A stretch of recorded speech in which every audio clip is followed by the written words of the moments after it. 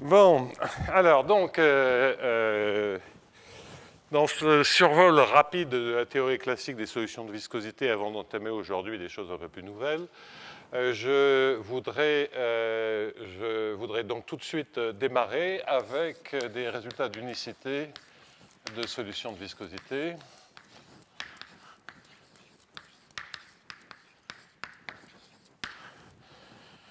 Donc je vais prendre un problème modèle, je vais prendre le problème stationnaire, on a les mêmes choses pour d'un problème d'évolution, et l'objectif est de comprendre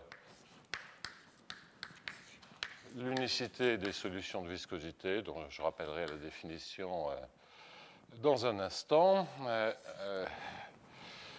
Donc, l'unicité d'équations comme ceci, étant entendu qu'on a une fonction, que U, l'inconnu, est une fonction qui, disons, est définie et périodique. Pour simplifier, j'oublie les conditions à l'infini comme ceci, à valeur dans R, donc c'est une fonction scalaire, et que la fonction f, qui est toujours supposée une fonction continue de x de gradient U, qui donc, comme U est réel, est un élément de RD, x varie dans Rd, allez, hop, et des matrices symétriques D par D, et enfin que c'est une équation elliptique au sens dégénéré du terme, ce qui veut dire que f de x de P et de A est supérieur à f de x de P et de B pour tous ces arguments, si les arguments matriciels sont comparables. Et donc, c'est une fonction décroissante par rapport aux matrices. Bien. Solution de viscosité, c'est simplement dire que c'est une sous-solution et une sursolution, que pour sous-solution, on dit par exemple que si U moins phi a un maximum en x0 et que phi est régulière, donc par exemple C2, c'est infini, peu importe, il y a plein de variantes équivalentes, alors f de x0, et puis on remplace, et j'ai oublié le u, bon je vais le réécrire après, gradient phi de x0 parce qu'on s'attend à ce que gradient u de x0 soit gradient phi de x0. D de phi de x0, bien on s'attend qu'il soit, donc solution de viscosité, toutes les fonctions seront supposées continues. Donc je définis ça uniquement pour des solutions de viscosité continue. Quoi qu'il en soit, on s'attend à ce que formellement, puisque les dérivés de U n'existent pas nécessairement, on s'attend à ce que D de phi en un point de maximum soit inférieur à D de U, et donc ceci va renforcer, d'après l'inégalité précédente, l'inégalité de sous-solution. Sous-solution, normalement, au sens classique, ça voudrait dire inférieur ou égal à 0. Pour sursolution, on remplace max par min, on remplace négatif ou nul par positif ou nul. Bien. Donc, l'unicité. Alors, je vais, dans un premier temps, donc, pour démarrer, je vais regarder, premier cas, je vais regarder une équation comme ceci. U plus, je vais essayer de garder les mêmes notations, plus f de gradient U égale f de x. Donc, deux particularités là-dedans. Pas de dépendance en les dérivées secondes, et la dépendance en x gradient U est à variable séparée, ce qui va rendre les choses un tout petit peu plus faciles. Alors, l'unicité va consister à dire que si je prends, je ne rappellerai pas à chaque fois que c'est sous-solution au sens de viscosité, j'écris inférieur ou égal pour dire que j'ai une sous-solution, je vais en profiter pour comparer deux équations, donc je vais mettre ici un g de x. Eh bien, pour de telles inégalités, sous-solution pour U, sur-solution pour V, eh bien, le théorème, c'est que le maximum de U moins V, le maximum en X, est inférieur ou égal au maximum en F moins G. Nous avons déjà vu ce fait. Nous avons déjà vu ce fait la semaine dernière en supposant que U et V sont des solutions classiques, c'est-à-dire C1. Ce que l'on va rapidement rappeler, c'est que c'est encore vrai pour des solutions de viscosité. Ceci entraîne bien sûr l'unicité des solutions, puisque si F est égal à G, le membre de droite et ça devient 0. Ça veut donc dire que U est plus petit que V, et U et V étant deux solutions, vous pouvez les échanger. U plus petit que V plus petit que U égale V. Bon. Alors, l'idée de la démonstration consiste à doubler les variables et à introduire, donc je vais faire la démonstration et pas justifier tout ceci, va consister à introduire, en doublant les variables, la quantité suivante. Alors, on verra plus tard pourquoi, quel sens de faire ceci. Pour l'instant, on va se contenter de vérifier que ça marche. Et on va regarder maintenant le maximum en XY. Comme je travaille sur un compact grâce à la périodicité, il existe certainement un point de maximum que je vais noter avec des barres. Quand j'aurai besoin de faire tendre epsilon étant un paramètre compris entre 0 et 1, par exemple, epsilon est destiné à tendre vers 0. Quand j'aurai besoin de faire tendre epsilon vers 0, je réintroduirai un epsilon en indice pour les points de maximum. Quoi qu'il en soit, lorsqu'on a obtenu cette information, à savoir ces points de maximum, que va-t-on dire? Eh bien, on va dire que si je regarde U de point moins V de Y bar moins 1 sur 2 epsilon, et donc je vais mettre un plus ici, X, donc je vais mettre X, moins Y bar au carré, c'est-à-dire que vous avez un maximum en XY et que vous gelez la deuxième variable en Y bar au point de maximum, mais bien entendu, ce qu'il reste comme fonction est maximisé au point X égale X bar. Donc ça, c'est X bar maximum 2, point de maximum de ceci. Et donc, vous voyez que nous sommes dans une situation où on regarde U moins phi, avec phi qui est la fonction entre parenthèses et qui est bien sûr une fonction régulière, aussi régulière que je veux, parce que ça c'est fixé et vous avez donc une fonction quadratique. Difficile de faire plus régulier que ça. Quand je mets la valeur absolue, j'aurais dû le dire, on est dans RD, c'est la norme euclidienne. Par exemple. Alors, donc, bien, lorsque l'on écrit ceci, et que, j'ai oublié là-dedans, je m'aperçois que j'avais dit que je l'écrirais et puis je ne l'ai pas écrit, U de x0 plus U de x0 devant l'équation, donc c'est tout ça qui est négatif ou nul. Donc, lorsque j'applique la définition, qu'est-ce que j'obtiens? Bien, j'obtiens que U de x bar plus f en quel point?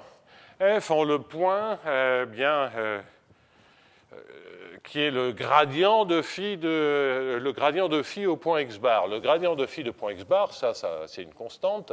Eh bien, on dérive une fonction quadratique, cela me fait x bar moins y bar sur epsilon. Il est inférieur ou égal à f de x bar. Maintenant, on fait la même chose en disant que y bar est un point de maximum de moins v, et je vais écrire les choses comme ceci, de moins v plus 1 sur 2 epsilon moins v de y, plus 1 sur 2 epsilon y moins x bar au carré, moins u de x bar, de sorte que dire que c'est un maximum de moins, ça veut dire que c'est un minimum de ce qui est entre parenthèses, et vous voyez à nouveau que vous avez une fonction que vous êtes en train de regarder une fonction test, et de la même façon que ce que l'on vient de faire, on peut appliquer la définition, la fonction phi c'est moins ceci, et vous récupérez donc que v de y bar plus f, donc attention, c'est moins ceci et je dérive par rapport à y. Quand je dérive par rapport à y, ça fait y bar moins x bar sur epsilon. Et j'ai un moins devant parce que c'est moins phi. Donc cela devient à nouveau x bar moins y bar. Et supérieur ou égal à g de y bar. Je vais dans un instant revenir sur cet argument. pour extraire l'information cruciale. Lorsque vous faites maintenant la différence de ces deux inégalités, vous en déduisez donc que U de x bar moins V de y bar est inférieur, et puis je vais tout de suite retrancher, moins 1 sur 2 epsilon x bar moins y bar carré, est inférieur certainement à f de x bar moins g de y bar, et j'enlève le moins 1 sur 2 epsilon de x bar moins y bar au carré. Bien, ça c'est le maximum, j'appelle m epsilon ce maximum, donc ceci c'est pile m epsilon, et ce qui est à droite, je peux bien entendu le majorer par le maximum de f de x moins g de y, moins 1 sur 2 epsilon x moins y au carré, pour tous les x et tous les y.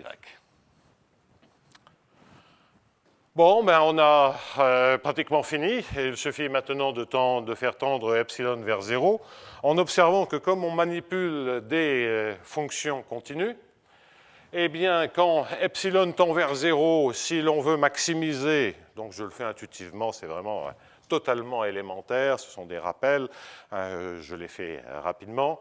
Lorsque epsilon tend vers 0, bien, et que l'on maximise et qu'il y a le signe moins devant, cela force x à être proche de y. Si x est proche de y, comme toutes les fonctions sont continues, ça veut dire qu'à la fin, ici, c'est comme si on avait x égale y quand epsilon tend vers 0. Donc quand epsilon tend vers 0, ce qui est le membre de droite tend, quand epsilon tend vers 0 par valeur positive, ça tend vers le maximum en x de f moins g. Et bien, pour la même raison, m epsilon, quand epsilon tend vers 0 plus, tend vers le maximum en x de u moins v. Et le théorème est démontré, vous voyez, il y a 4 lignes de démonstration. Pour les solutions classiques, il y avait 2 lignes de démonstration, et là, il y en a un tout petit peu plus, parce qu'il y a cette idée de doubler les variables, bon, et d'utiliser une fonction particulière, à savoir la fonction 1 sur 2 epsilon x moins y carré. Qu'est-ce qui joue là-dedans? Les informations, le rôle de 1 sur 2 epsilon x moins y carré, quel est-il? Il y a une première information qui consiste à dire que c'est une famille de fonctions positives,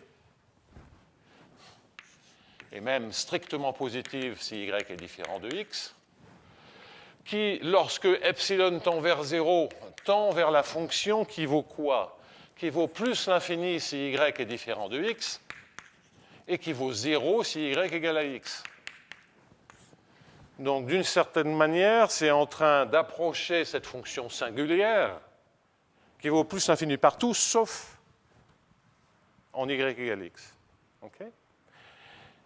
Donc ça, ce sont les propriétés de positivité, et surtout cette propriété, c'est-à-dire que ça force y, quand epsilon tend vers 0, à être proche de x. Disons, ça force x et y à être proches l'un de l'autre. Et l'autre chose qui joue un rôle fondamental là-dedans, c'est le fait qu'on ait une fonction de la différence. Puisque, en effet, c'est ça qui permet d'avoir dans les deux inégalités le même objet, à savoir x bar moins y bar sur epsilon. Donc, de sorte que si on prenait n'importe quelle fonction de x moins y, donc la fonction qui est ici, c'est vraiment une famille de fonctions f epsilon, je vais l'appeler L epsilon de x et de x moins y, et on se sert du fait que h de gradient x de L epsilon est égal à h de moins gradient y de L epsilon. C'est cette propriété qui joue, plus le fait que quand epsilon tend vers 0, cela force les seules valeurs finies, c'est quand x vaut y. Okay? Donc il n'y a rien de magique. En fait, on aurait pu en prendre plein de fonctions de x moins y. On pouvait prendre tout ce qu'on voulait. Celle-là est simple, c'est fonction quadratique. Donc la tradition veut que l'on prenne 1 sur 2 epsilon x moins y carré. Alors, une remarque, c'est qu'on a exactement, avec une toute petite adaptation, on a le même résultat pour une équation d'évolution, donc toujours dans ce cas particulier où il n'y a pas de dépendance en x, du sur dt plus h de gradient x u égale à 0, et à nouveau sous solution sur solution, toujours définie de la même manière. C'est au fond une équation du même type que ces équations-là, en considérant que maintenant U est une fonction d'une variable supplémentaire, à savoir la variable t. Et vous avez une équation non linéaire du premier ordre. Eh bien, le résultat, l'analogue du théorème, c'est de dire que le maximum de U moins V, où U est une sous-solution, V est une sursolution, le maximum en x à l'instant t et pour tout instant est inférieur au maximum en x de u moins v à l'instant 0, par exemple. On voit bien que 0 ne joue aucun rôle, c'est simplement, si vous prenez un temps plus long, le maximum décroît.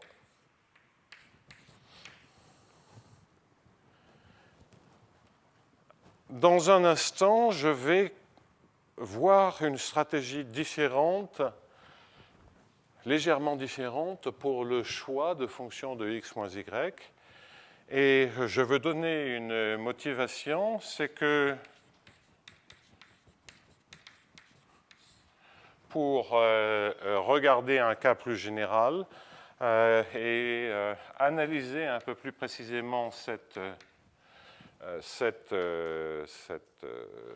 démonstration ou ce choix de fonction de test, c'est de prendre une équation qui, la motivation initiale est de prendre des équations aux dérivées partielles stochastiques.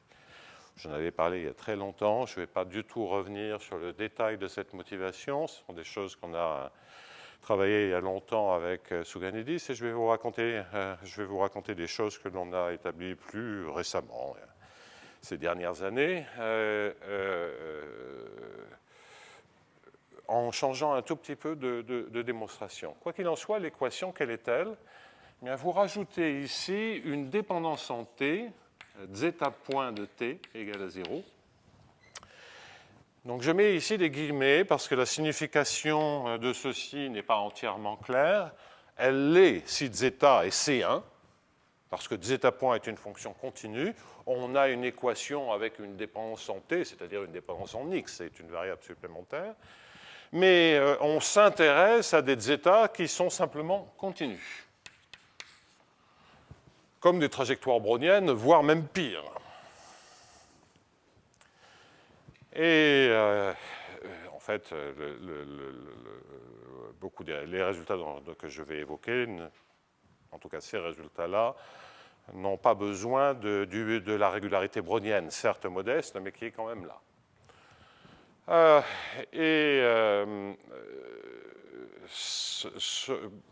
Vous voyez que formellement, en tout cas, si vous rajoutez une fonction du temps, si vous multipliez cette égalité par une fonction du temps, ça ne change rien. Donc, au moins formellement, la démonstration fonctionne. Je dis au moins formellement parce que si zeta n'est qu'une fonction continue, eh bien vous multipliez ici uniquement par zeta point. Et c'est pareil. Donc, ce que ça veut dire, c'est que l'estimation, le théorème, ce qui est certainement une conséquence de la remarque, c'est que ceci est une information, ce résultat de stabilité est une information qui est démontrée pour tous les zeta réguliers et qui ne dépend pas de la régularité de zeta. Donc on peut imaginer que ça conduit à définir une notion de solution adaptée pour des problèmes comme ceci, puisque tout est rigide d'une certaine manière, et construire une unique solution pour des équations, même avec un zeta point qui dans le cas du mouvement brownien, correspond, si zeta est le mouvement brownien, zeta point, c'est le fameux bruit blanc. Donc c'est quelque chose d'absolument épouvantable. Bon, donc ça c'est le cas.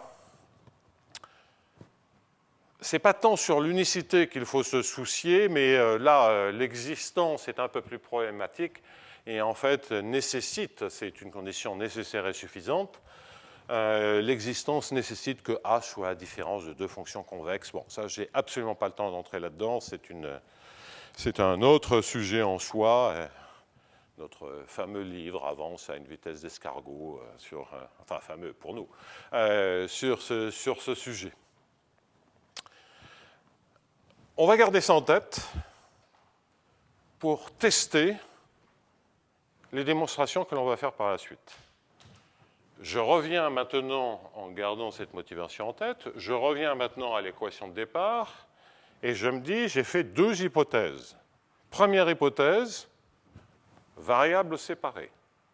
Deuxième hypothèse, pas de dépendance en D2U. Tordons le cou aux variables séparées. Variables séparées, on va se dire, et c'est sur ce sur quoi je vais revenir dès aujourd'hui, c'est on va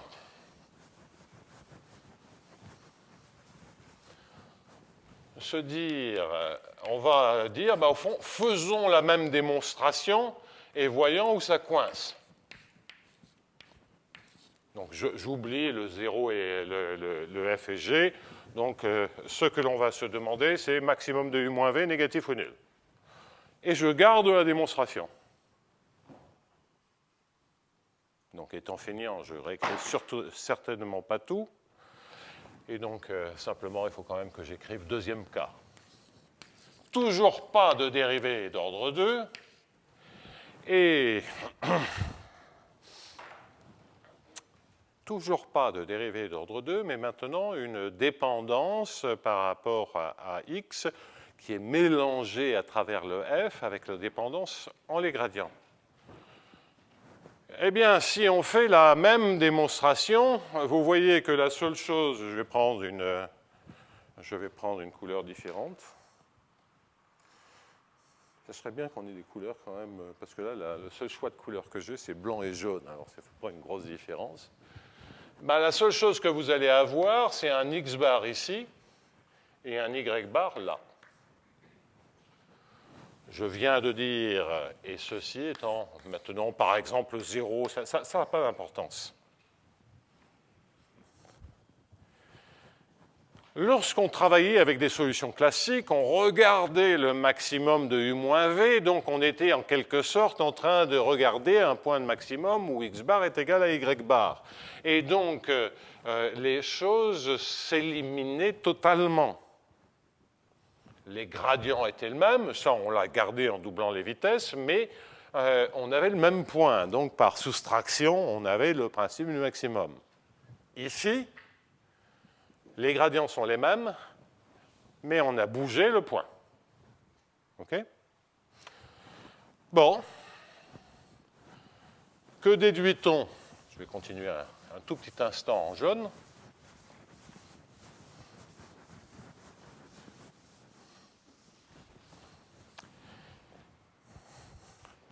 On en déduit donc, pardonnez-moi, on en déduit donc que m epsilon, ou en tout cas qui est inférieur à U de x bar moins V de y bar, toute la variante, je l'écris en jaune, est inférieur à f à moins f de x bar moins y bar sur epsilon.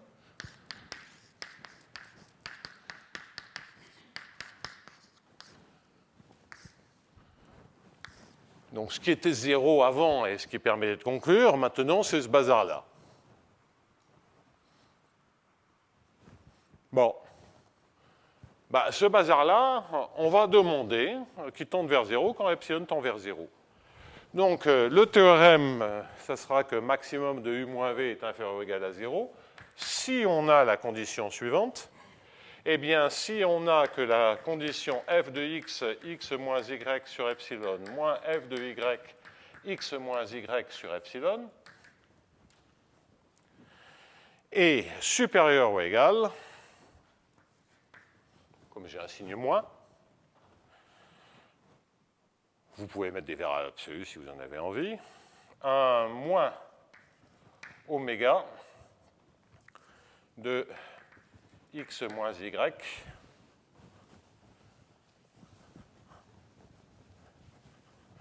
x moins y plus x moins y au carré sur epsilon.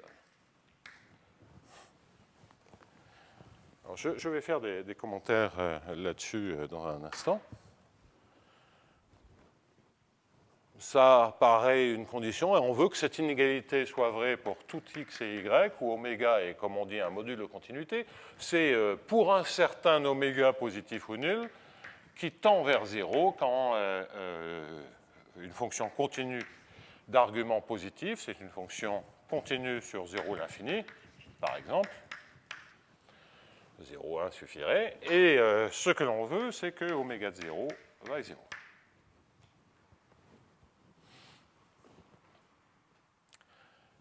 Une manière d'assurer cette condition, c'est OK si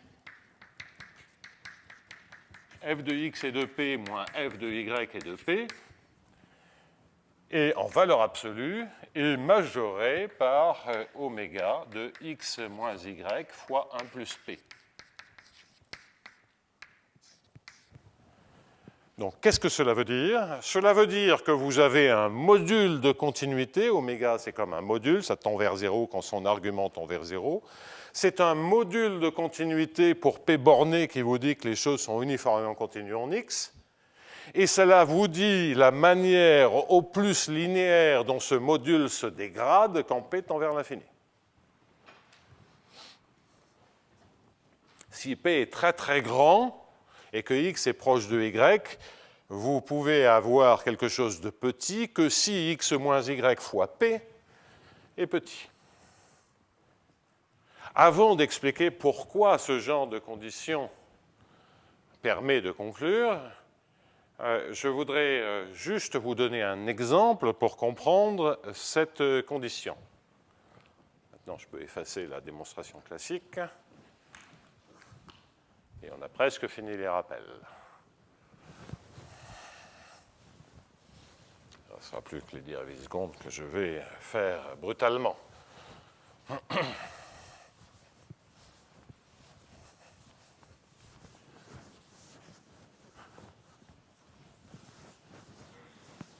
De temps en temps, je ferai des rappels supplémentaires, mais je veux avancer. Donc, remarque sur cette condition, c'est que prenez quelque chose de linéaire. Après, on peut prendre des... Et donc, je vais prendre moins b de x gradient u, c'est-à-dire un champ de vecteurs.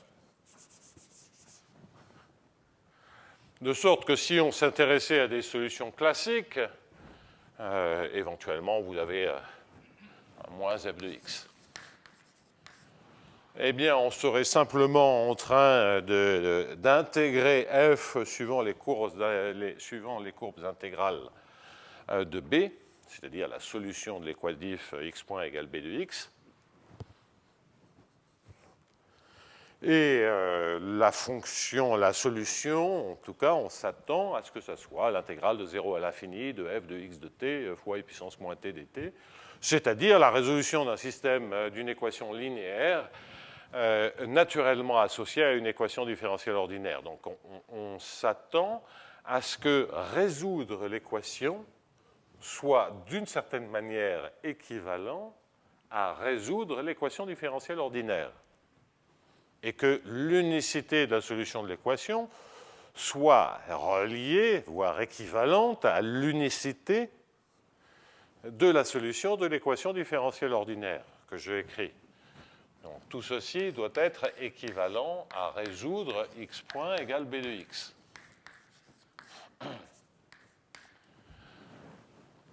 Bien, avec x de 0 égale petit x, etc.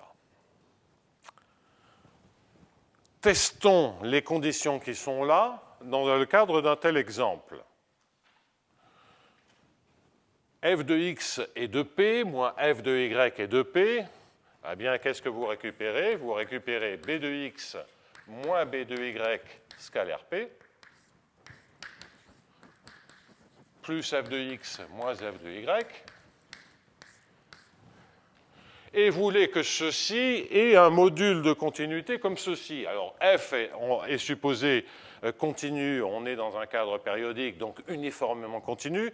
Donc ce f-là, il a bien un module de continuité en x moins y. Donc ça, il n'y a pas de souci. L'autre, pour qu'il y ait un tel module de continuité, comme il est linéaire, vous voyez que cette condition, eh bien, elle est équivalente, la condition qui est là, dans ce cas particulier, elle est équivalente à B lipschitzien. En effet, à ce moment-là, vous pouvez majorer brutalement B de x moins B de yp par la constante de Lipschitz fois x moins y fois la norme de P. Et vous avez bien ce produit x moins y fois P. Et B lipschitzien, c'est quand même une hypothèse tout à fait raisonnable pour assurer l'unicité de la solution des équations de l'équation différentielle ordinaire. Surtout si on veut l'unicité à partir de n'importe quel point et pour tout point.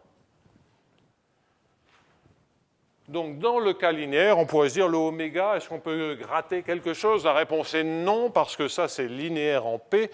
Et donc, si vous avez un module de continuité comme ceci, c'est un petit exercice d'analyse de se convaincre que nécessairement, il doit être affine en P, et donc le B est lipschitzien. Donc, c'est vraiment équivalent. Alors, cette condition, pourquoi j'ai écrit cette condition plutôt que celle-ci? C'est parce qu'en fait, on peut gagner un tout petit quelque chose en regardant exactement ce qu'est cette différence. Quelle est cette différence dans le cas linéaire? Bien, elle nous dit que moins b de x moins b de y, x moins y sur epsilon. Donc toujours le oméga, on peut prendre un oméga linéaire, doit être supérieur ou égal à moins C0 x moins y carré sur epsilon. Ça veut dire oméga de t égale C0t, et on ne peut rien faire de mieux, à nouveau, toujours pour le même argument, entre guillemets, de linéarité, même s'il n'y a que des x et des y. Bon, ça, à nouveau, c'est de l'analyse, des exercices topinesques, donc sans intérêt. Donc,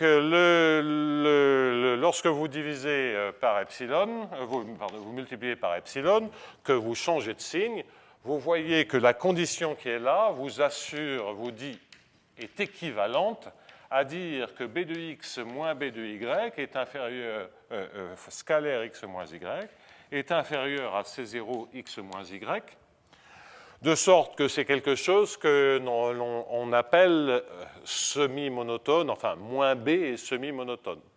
Si C0 est égal à 0, ça veut dire que moins b est un champ de vecteurs monotone, et le C0 vous donne juste un peu plus de flexibilité. Et c'est exactement l'hypothèse, je dirais, générale, la meilleure, pour dire que l'équation différentielle ordinaire x point égale b de x admet une unique solution en partant de chaque point. On a Lipschitz et on a un tout petit peu mieux que Lipschitz, c'est de dire que ce dont on a uniquement besoin, si on regarde la démonstration du théorème de Cauchy-Lipschitz, c'est de cette inégalité. Donc, dans le cas linéaire, et puis ensuite on peut, lié à du contrôle optimal ou des jeux différentiels, on peut mettre des paramètres, des sup, des familles d'opérateurs comme ceci, et on voit bien la mécanique de vérification de ces hypothèses.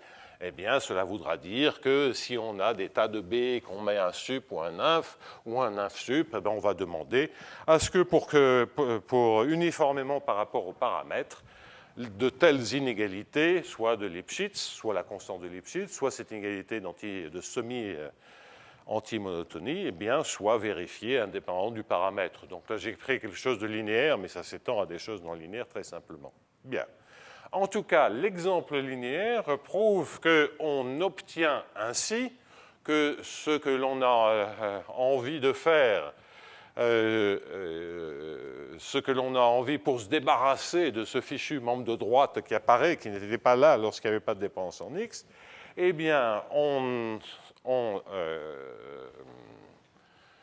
Cette hypothèse qui, d'une certaine manière, comme on va le voir dans un instant, permet de se débarrasser asymptotiquement quand epsilon tend vers 0 de ce terme-là, eh bien, cette hypothèse est très naturelle dès que l'on pense en termes d'équations différentielles ordinaires, de champs de vecteurs, etc. Donc, j'ai plaqué cette hypothèse, justifié le fait qu'elle était très naturelle, reste quand même à vérifier, même si ça paraît naturel, parce que j'ai dit que ça, c'était pas trop gros, d'une certaine manière, eh bien, reste à vérifier que l'on peut effectivement conclure la démonstration. D'après la première inégalité, j'ai oméga de x bar moins y bar plus x bar moins y bar sur epsilon, et j'ai un carré ici. Il faut absolument que je garde ceci. Bien. Donc ça, c'était cette hypothèse, je vais lui mettre étoile. Cette hypothèse sur F. Alors maintenant, on fait tendre epsilon vers 0. Quand epsilon tend vers 0, on sait que m epsilon, quand epsilon tend vers 0, converge vers le max de u moins v. Ça, c'était la démonstration précédente.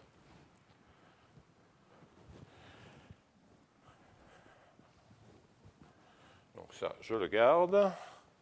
Ça, je l'efface. Alors,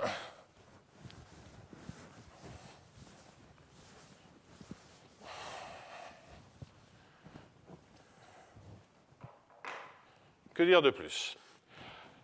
Ce que je vais dire de plus, c'est que certainement que quand epsilon tend vers 0, ceci tend vers 0. Je mets un point d'interrogation car je dois le vérifier. Si c'est vrai, c'est fini, puisque oméga vaut 0 en 0. Donc ça n'a plus rien à voir avec les équations, c'est simplement l'analyse du problème de maximisation. Donc je reviens, et c'est à nouveau un exercice qui consiste à dire que si je maximise u de x moins v de y, moins 1 sur 2 epsilon x moins y au carré, maximum en x bar, y bar. Alors, bien sûr, x bar moins y bar, c'est facile de comprendre que ceci se majeure par c fois racine de epsilon, donc déjà étant vers 0. Mais x bar moins y bar au carré sur 2 epsilon tend vers 0 quand epsilon tend vers 0. D'une certaine manière, c'est très naturel. Pourquoi on a cette majoration? C'est que ceci est certainement supérieur au maximum de u moins v. Donc on a une minoration. Vous pouvez prendre ensuite deux points particuliers. Vous pouvez ensuite facilement obtenir une majoration. U et v sont bornés. Donc, ceci est certainement inférieur à une constante, puisque ceci est négatif, et U et V sont bornés. Donc, ceci est majoré par une constante. Comme U et V sont bornés, ça veut bien dire que la valeur qui est ici est bornée.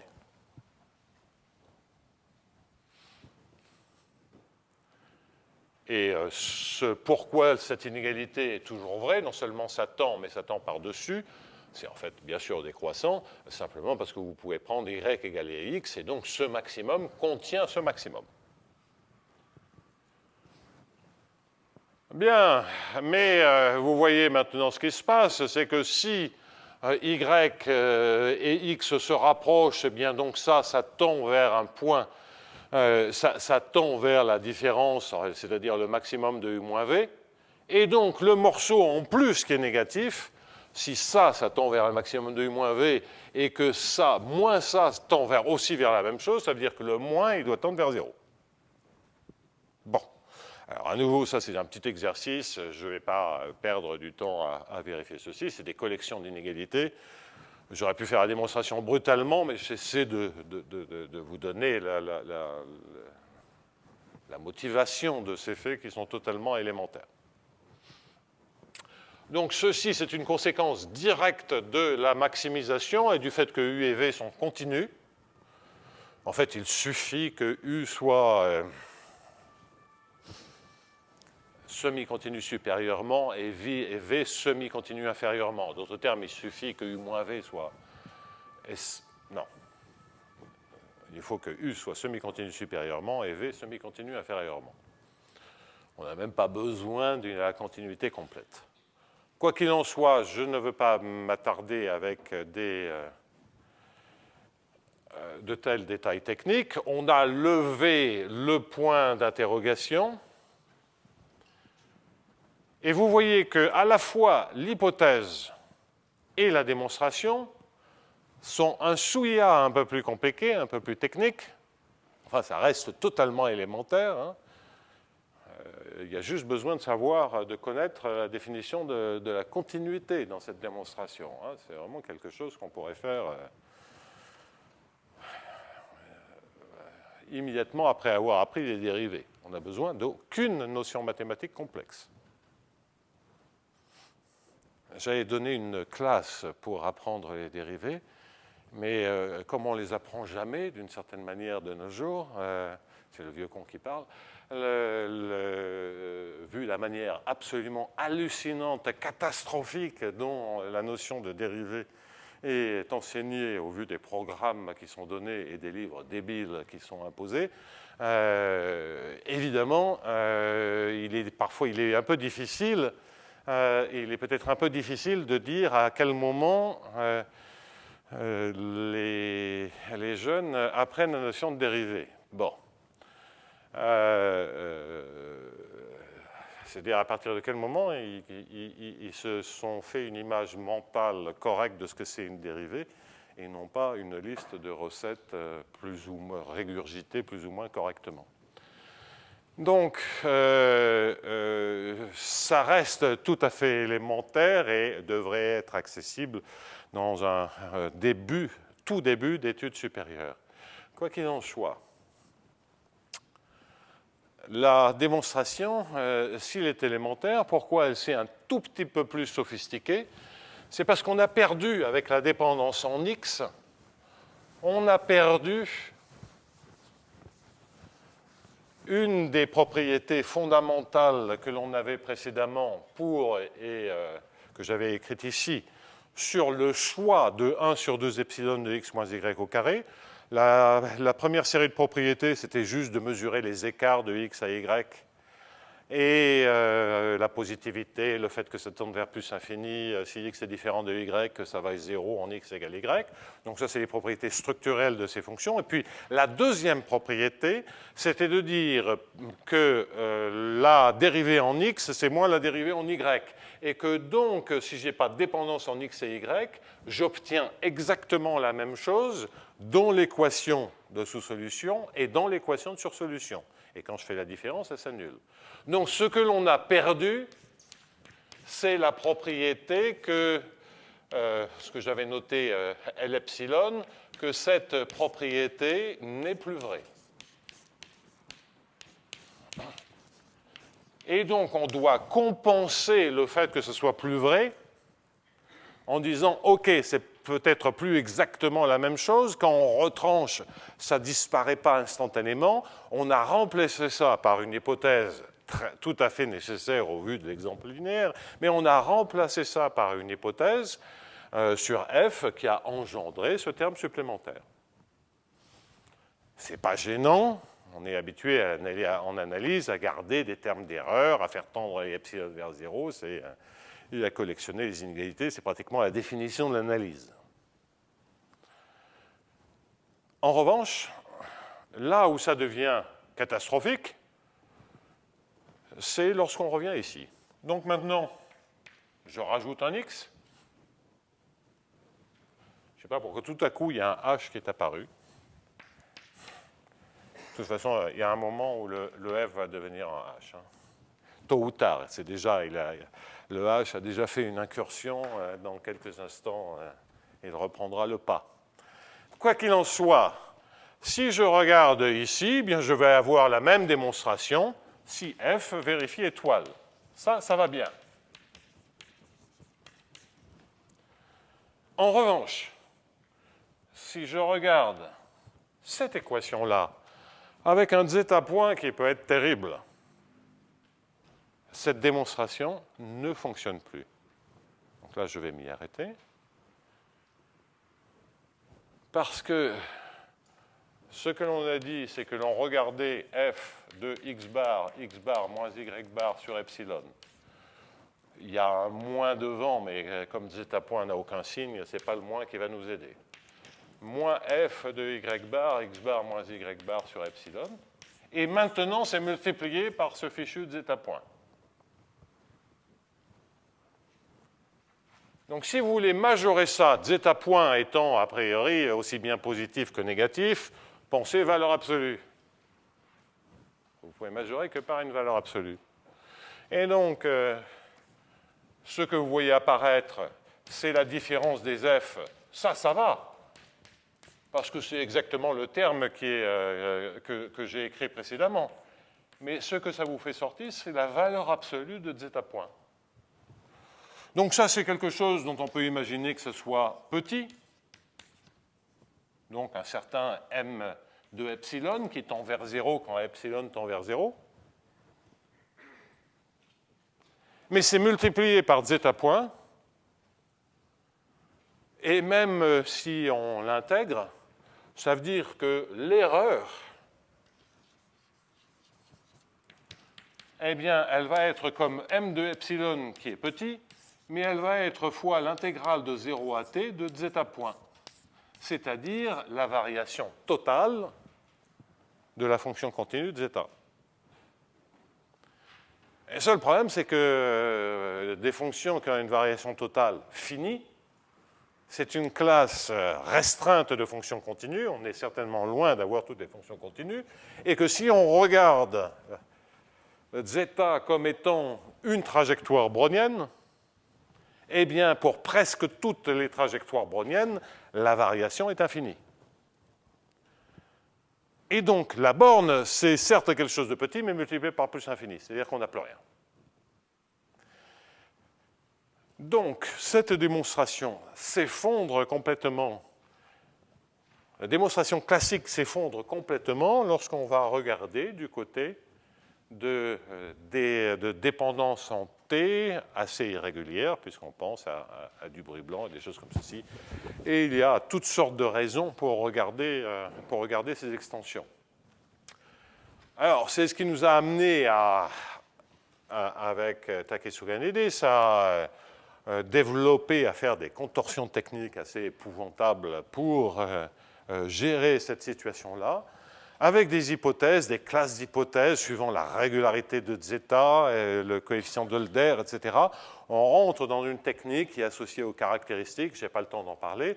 Je l'ai exposé, en fait, ça devait être lors de mon premier ou deuxième cours au Collège de France. Donc, il y a une note au compte-rendu qui explique le type de résultat. Donc, on a des conditions qui sont assez complexes, qui mélangent la régularité avec le comportement de f à l'infini, de f et de ses dérivées premières, secondes.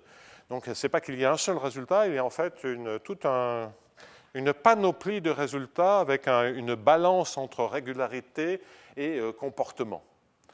De sorte que on démontre à grand-peine que si on prend un exemple ici, un hamiltonien classique, 1/2 de gradient U carré moins f de x, c'est ça mon f de x et de gradient U, ce qu'on appelle traditionnellement un hamiltonien classique, c'est énergie cinétique moins potentielle, 1/2 de gradient U carré moins f de x. Eh bien, donc, effectivement, il est vrai que le théorème est encore vrai, mais c'est 20 pages de démonstration. Et c'est de démonstration difficile. Alors, c'est l'approche générale. On va voir une autre stratégie complètement différente qui va nous éclairer sur la suite du cours. Donc, je ne vais pas encore réellement aborder les singularités, mais je vais mettre en place des idées qui ont déjà un intérêt en soi et qui permettent d'améliorer considérablement, enfin, en tout cas, d'avoir une stratégie différente pour des équations aux dérivées partielles stochastiques de ce type ou pour des équations aux dérivées partielles trajectorielles avec une dépendance temporelle très violente. avoir une stratégie différente qui donne aussi des résultats très différents et des démonstrations beaucoup plus simples si on travaille sur les fonctions de test. Auparavant, on constate que, OK, on s'en est tiré dans la dépendance en X, mais que les erreurs commises peuvent être dangereuses. Voilà le résumé. Dangereuses, par exemple, ici. Les erreurs que l'on maîtrise grâce à ces hypothèses peuvent être dangereuses. Le troisième cas va être de rajouter des dérivées secondes.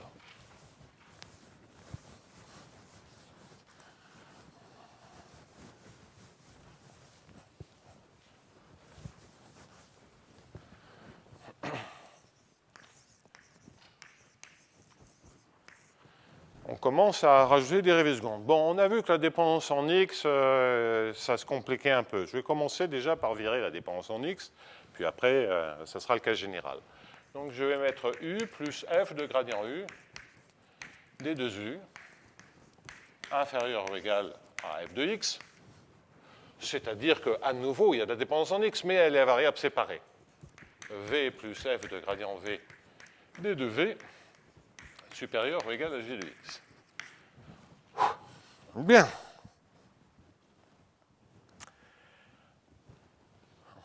Alors, il y a quelques décennies, parce que quand même, la théorie des solutions de viscosité, c'est le début des années 80, enfin 1900 quand même, pas 1800. Donc,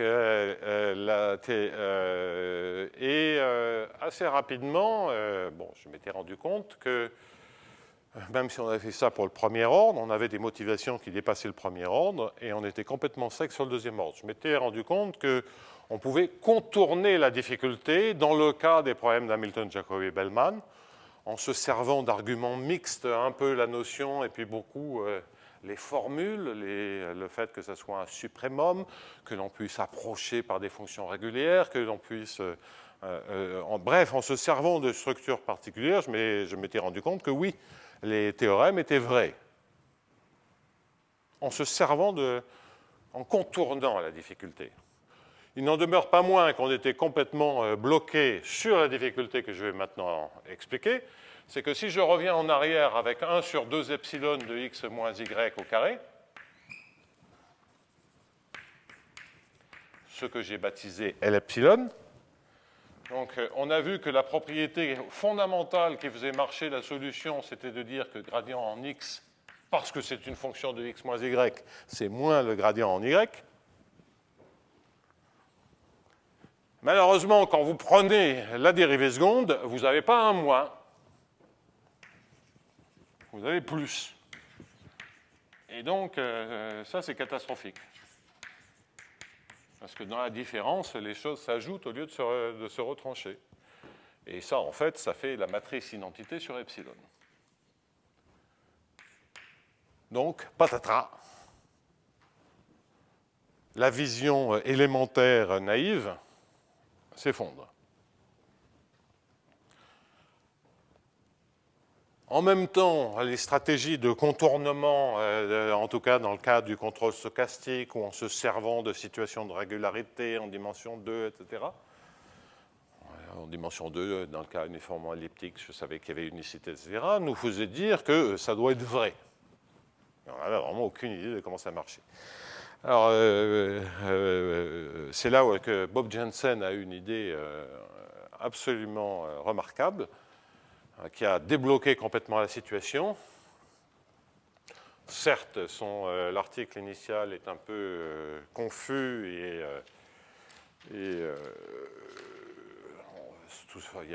mais enfin, néanmoins, assez rapidement, on a pu dégager les idées essentielles.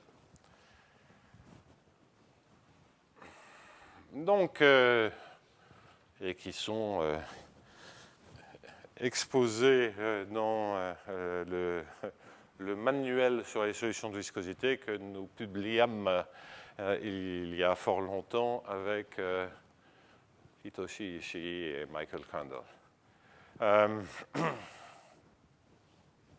Oui,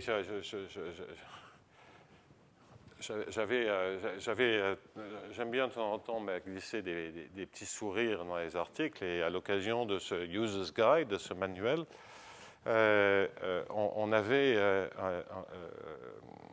j'avais proposé une citation d'un philosophe illustre, à savoir Indiana Jones, qui est « Nothing shocks me, I'm a scientist ». Donc, parce qu'on proposait quelque chose qui était à l'époque un peu choquant sur les EDP. Et malheureusement, mes co-auteurs et surtout l'Américain a jugé que c'était politiquement incorrect, parce qu'il y a un contexte, c'est-à-dire que c'est un des épisodes d'Indiana Jones, c'est celui qui s'appelle The Temple of Doom, dans lequel il y a une très belle espionne qui vient frapper à sa porte tard le soir, en déshabillé plus ou moins transparent, et qui, en battant des cils, lui demande si est-ce que mon comportement vous choque. Et c'est là qu'il répond « Nothing shocks me, I'm a scientist ». Donc Mike Handel a eu peur que ceci soit considéré comme une citation sexiste aux États-Unis, qui sont assez strictes là-dessus.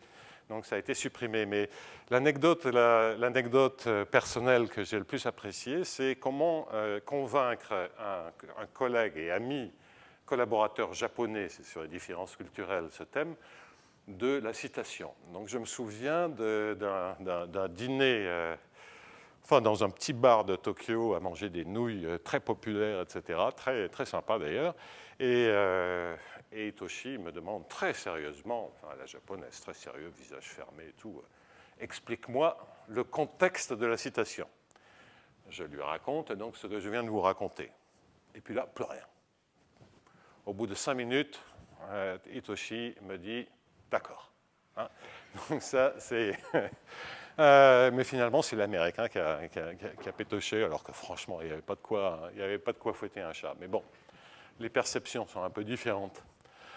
Quoi qu'il en soit, donc, ce manuel qui se veut agréable à lire, je ne suis pas tout à fait sûr qu'il soit si facile que ça à lire. Beaucoup d'anecdotes là-dessus. Mais il contient quand même beaucoup d'informations. Je ne vais donc pas, tout ça pour dire que je préfère vous raconter des histoires idiotes que faire des démonstrations. Je vais donc me contenter d'expliquer comment ça marche. Eh bien, l'idée est en fait assez simple. Rétrospectivement, ça fait partie de ces choses où on se dit « mais comment on n'y a pas pensé avant ?»